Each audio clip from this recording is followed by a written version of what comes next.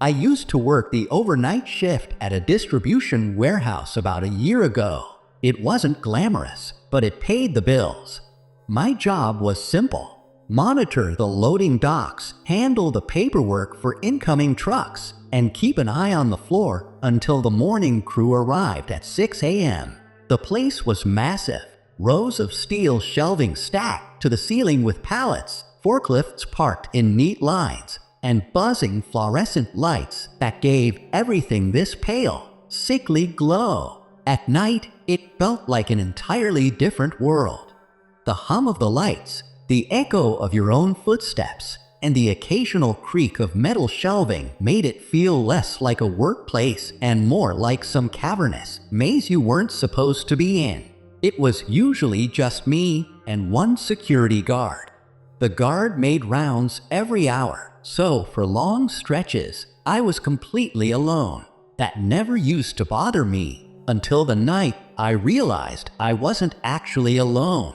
It started with something small. I was doing paperwork at my little desk in the corner of the dock when I heard the faint sound of metal clattering somewhere deep in the aisles. I figured it was a pallet shifting or a strap coming loose. That kind of noise wasn't unusual, but what got to me was how close it sounded, like it came from only a few rows away. I grabbed a flashlight and walked over, scanning the shelves. Nothing, just stacks of shrink-wrapped boxes and the echo of my own breathing. I shook it off and went back to my desk. 10 minutes later, I heard it again. This time, it wasn't a clatter. It was the sound of something scraping against the concrete floor. A long, dragging noise that went on just a little too long. I froze. That noise wasn't normal. I radioed the guard and asked if he was making his rounds in that section. He said no. He was on the opposite side of the building. When I told him what I heard, he brushed it off as probably a raccoon and promised to check it on his next round. But before he even made it over, I caught something out of the corner of my eye. Down one of the long aisles, between the shelves, a shadow moved. I shined my flashlight, but the beam only cut so far before the darkness swallowed it. The aisle was empty. That's when the unease really started sinking in. I tried to focus on work, but every 15 or 20 minutes I'd hear something else. A faint tapping sound, the squeak of a forklift seat, the rattle of a chain, always from a different part of the warehouse. Then came the moment that still makes my skin crawl. I was walking down one of the main aisles when I glanced upward at the shelving. The pallets went up nearly 30 feet, and at the very top, tucked between boxes, I saw what looked like a person crouched down. At first, I thought I was imagining it, but the longer I stared, the more I could make out. Knees bent, hands gripping the metal, a head tilted slightly downward like it was watching me. I blinked, shined my flashlight, and in that split second, it was gone. Not climbed down, not moved, just gone. I told myself it had to be a trick of the light. I wanted so badly to believe that. But deep down, I knew I'd seen something. The security guard came by again, and I told him what I saw. He climbed up with a flashlight, checked the shelves, and found nothing. He laughed it off and said maybe I was tired, but that didn't explain what happened next. Around 3 a.m., I heard the buzzing of the intercom system overhead. It was ancient and rarely used, just a crackle of static that made me flinch. Then, through the static, a voice whispered something I couldn't quite make out. Just a low, broken sound, like someone speaking too close to the receiver. I jumped from my chair and scanned the monitors. None of the office phones had been touched. The security guard swore he wasn't anywhere near the system. And then I realized something that turned my stomach.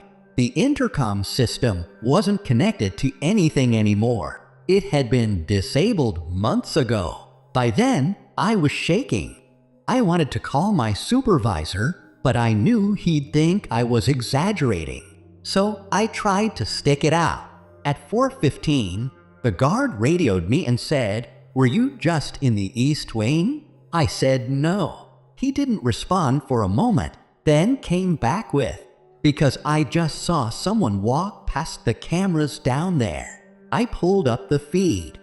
Sure enough, on the grainy black and white footage, a figure was walking slowly between the shelves. No vest, no uniform, just a tall, dark silhouette moving unnaturally stiff. We both rushed over there, flashlights in hand.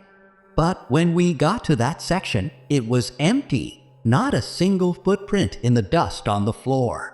The rest of the night crawled by.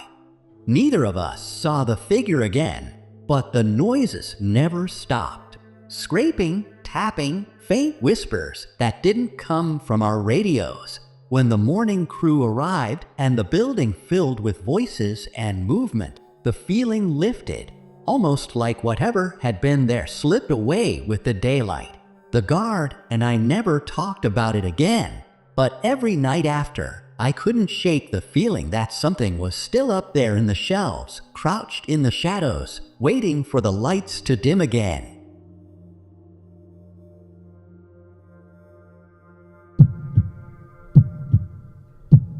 I was 22 when I started working the overnight shift at a 24-hour gas station. It wasn't a big place, just 2 pumps outside, a small convenience store inside, and me stuck behind the counter from 10 p.m. until 6 a.m. People assume the worst part of the job is drunks stumbling in at 2 a.m. or dealing with sketchy customers. But honestly, the real challenge was how quiet it got. Once midnight hit, the roads outside went dead, and for hours at a time, I'd see no one at all. Just me, the buzzing of the cooler in the back, and the security cameras humming quietly. But one night, that silence broke in a way I'll never forget. It was around 1:30 a.m. when I first noticed him. A man walking across the lot from the far side of the street. What caught my eye wasn't just that someone was out that late. It was the way he moved.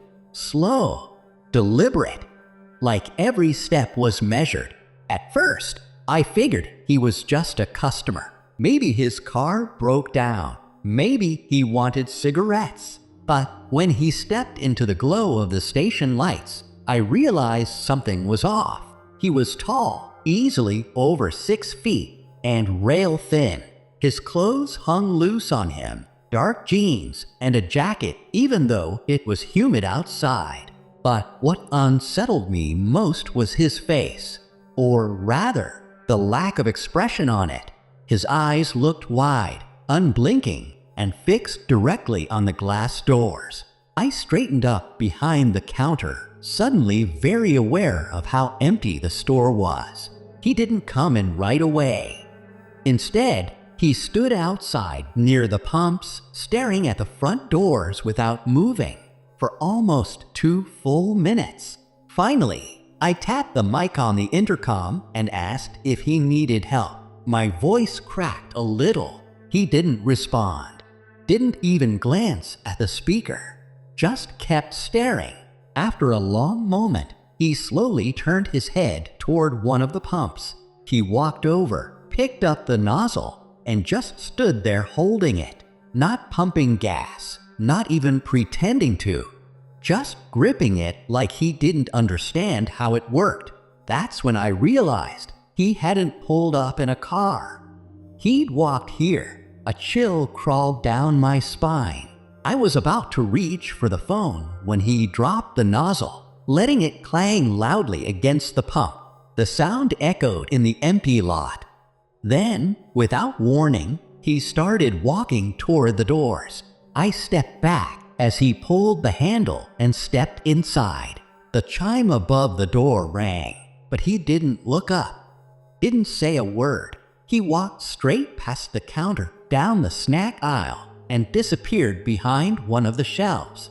I called out, asking if I could help him find something. No answer. A minute passed. Then two. The store was so quiet I could hear the cooler fan rattling in the back, but I couldn't hear his footsteps anymore. I leaned over the counter to look down the aisle and froze. He was standing at the far end, facing away from me, completely still, just standing there with his hands at his sides. I cleared my throat and asked again if he needed something. Slowly, he turned his head, not his body, just his head, and looked back at me over his shoulder. His face was pale under the fluorescent lights, and his mouth hung slightly open, like he'd forgotten how to close it. That was enough for me. I grabbed the phone and dialed the non-emergency line, keeping my eyes locked on him the whole time. The dispatcher asked for details, and as I described the man, I realized I couldn't hear him moving anymore. When I peeked around the counter again, he was gone. My heart slammed in my chest. I scanned the cameras on the monitor behind me, one by one. The feeds showed empty aisles, empty corners, nothing but shelves of chips and bottled drinks, until I hit camera 3. He was standing in the stockroom doorway, just behind the employee-only sign. I swear I'd locked that door. I grabbed the metal bat we kept under the counter and backed up, telling the dispatcher in a shaking voice that he was inside the back. She said an officer was on the way. For what felt like forever, nothing happened. The store was silent again. Then the door to the stockroom creaked. I pointed the bat at it, my knuckles white, sweat dripping down my back. And then, nothing. Just silence. When the police finally arrived, the man was gone. They searched the stockroom, the aisles, even the lot outside. Nothing. No footprints. No sign anyone had been there. But here's what still chills me.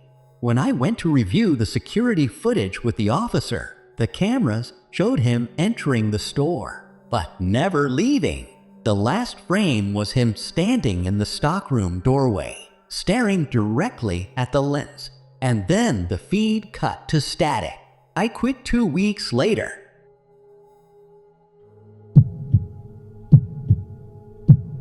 I've worked night shifts most of my life, but nothing ever got under my skin like the nights I pulled at the hospital. I was a night custodian, mopping floors, emptying bins, cleaning patient rooms after discharges. I didn't deal with patients directly, which I was thankful for. But hospitals at 2 or 3 a.m. aren't like the daytime ones people imagine.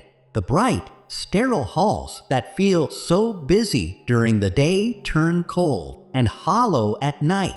The lights hum just a little too loud. Shadows stretch long under doorways, and every sound, every squeak of a wheel, every muffled cough echoes forever. One night, I was assigned to the 3rd floor. It wasn't ICU or ER, just a wing for long-term recovery patients. The floor had maybe a dozen people scattered across 20 rooms. Around 1 a.m., I was mopping near the nurse's station when I heard a door click open down the hall. I glanced up, expecting to see a patient shuffling out, but the hallway was empty. I figured maybe I imagined it. But when I walked past room 317, the door was slightly ajar. I peeked inside. The room was empty, bed made, lights off, no patient assigned. I checked the clipboard on the door to be sure. Unoccupied. I shut the door and went back to mopping, trying to ignore the knot forming in my stomach. About 15 minutes later, it happened again. Another door. This time, when I looked up, I actually saw it swinging slowly shut. Room 319. I hurried over. Same thing. Empty room. No patient. I told the night nurse about it, but she just shrugged and said sometimes the air pressure shifts and doors don't latch right. I wanted to believe that. But around 2:30 a.m., I was cleaning in the supply closet when I heard faint footsteps in the hall. Not the quick, sharp steps of a nurse, but slow ones. Dragging. I stepped out and froze. Down at the far end of the corridor, a figure was standing in the half-lit stretch near the exit sign. Tall, thin, head slightly tilted to one side. I thought maybe it was a patient who'd gotten confused and wandered out of their room. I started walking toward them, saying softly, "Sir, are you all right?" The figure didn't move. As I got closer, I noticed something strange. He wasn't wearing a gown or scrubs or anything I recognized. Just dark, old-fashioned clothing, like something from decades ago. His hands hung at his sides, his posture rigid. I stopped about 20 feet away. "Can I help you?" I asked. That's when he turned, slowly, like it took effort. His face was pale under the fluorescent lights, and his eyes looked wrong. Not angry, not confused, just empty. Before I could say anything else, he stepped backward into the shadow and vanished. I don't mean he walked away. I mean he was just gone. I stood there, my mop still in my hand, my throat tight with panic. I wanted to run, but my legs wouldn't move. Eventually, I forced myself to check the spot. Nothing, just the humming lights and the faint buzz of the exit sign. I didn't tell the nurse this time. I already knew she'd write me off. But the night wasn't over. At 3 a.m., I was emptying trash in another room when I heard whispering in the hall. 2, maybe 3 voices, low and urgent.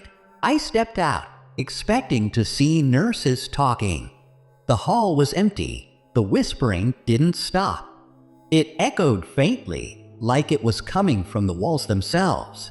I walked slowly toward the sound, and when I reached room 317, the first empty one I'd checked earlier, the whispering cut off. Just silence. The door was wide open again. Against my better judgment, I leaned in. The bed was perfectly made.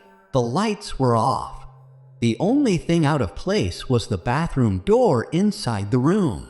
It was cracked open, and I swear I saw the shadow of feet beneath it. I backed away, my hands trembling, and shut the door hard before walking as fast as I could back to the nurse's station. The nurse gave me a strange look when I sat down, pale and shaking, but I didn't care. I stayed near her desk the rest of the shift. When morning finally came, I told one of the day custodians about it. He went pale and nodded slowly. Then he said something that still gives me chills. "You were on the 3rd floor last night?" "Yeah," I said. He nodded again. "Years ago, that used to be the hospice wing. A lot of people died in those rooms, especially 317 and 319.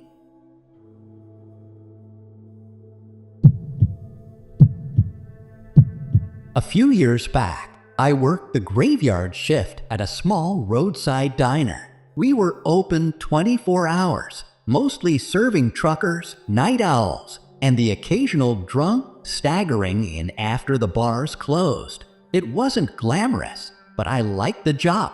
The regulars were harmless. The jukebox gave me something to listen to, and I had an older cook named Vince in the back who kept me company when things got too quiet.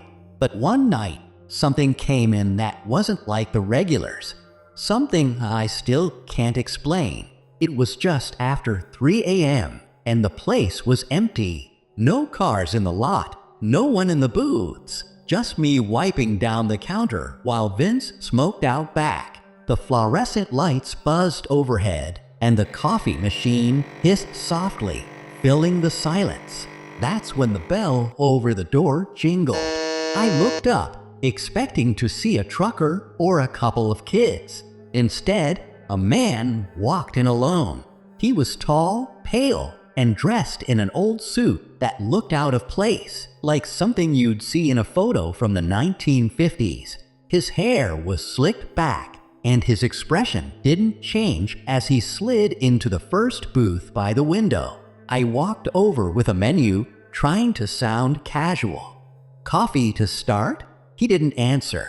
He just looked up at me with wide, unblinking eyes and said slowly, "Black, no sugar." His voice was deep, flat, and strange, almost like he had to think about each word before speaking.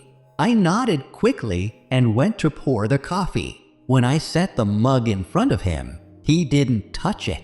He just stared at it, then at me. The silence stretched so long that I finally asked, "Do you want something to eat?" That's when he smiled, if you could call it that. His lips pulled back just enough to show teeth, but there was no warmth in it. "Not yet," he said. Something about the way he spoke made the hairs on the back of my neck rise. I tried to shake it off and went back to the counter. For a while, he just sat there, unmoving, staring out the window into the empty parking lot. But every time I glanced up, I realized his head had shifted slightly, angled toward me again, watching. About 15 minutes later, Vince came back in from his smoke break. I whispered, "Hey, that guy's creeping me out." Vince glanced over at the booth, then frowned. "What guy?" he asked. I turned back toward the window. The booth was empty. The coffee cup was gone too. I felt my stomach drop. I hadn't heard the bell over the door, hadn't seen him leave. Vince thought I was messing with him, but when I showed him the booth, he saw the coffee ring left on the table. Someone had definitely been sitting there. I tried to laugh it off, telling myself maybe he slipped out quietly, but deep down, I knew I'd been watching him the whole time. There's no way he left without me noticing. The night went on. By 4 a.m., the diner was empty again, and Vince was back in the kitchen. I was refilling the napkin holders when the bell jingled a second time. I looked up, and my blood ran cold. The man was back, sitting in the same booth. The mug of coffee was in front of him again, steam curling from it like it had just been poured. But I hadn't poured it. I stood frozen behind the counter, my throat tight, until Vince called out from the back, asking if everything was okay. When I turned my head for just a second and looked back, the booth was empty again. No man, no coffee, nothing. That was the last straw. I refused to go near that booth again. When the sun finally came up and my shift ended, I grabbed my bag and bolted out the door. I didn't even look back at the diner. Later that week, I worked up the courage to ask one of the older waitresses if she'd ever seen anything strange on the night shift. She gave me a long look, then said quietly, "You mean the man in the suit?" I nodded slowly. Her expression darkened. "Yeah, he shows up sometimes. Always after 3 o'clock. Always sits in that booth by the window. Doesn't order much. Just coffee." And then she trailed off. "And then what?" I pressed. She shook her head. "And then he disappears."